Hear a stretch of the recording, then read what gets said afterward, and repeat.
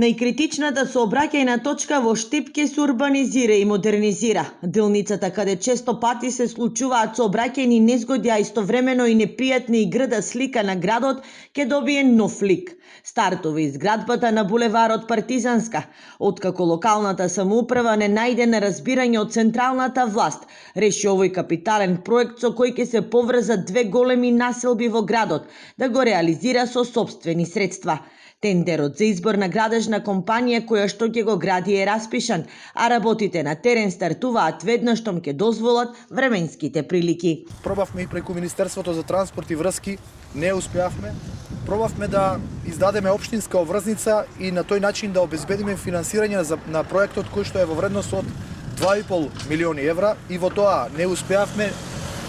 Конечно, смогнавме сили од буџетот на општина Штип, од парите на граѓаните, обезбедени се средства во износ од 2,5 милиони евра за реализација на овој најголем капитален проект. Со проектот ќе биде опфатено и поставување на нова водоводна и канализациона мрежа, со што ќе се реши и горчливото прашање на градот, а тоа се честите дефекти во водоснабдителниот систем.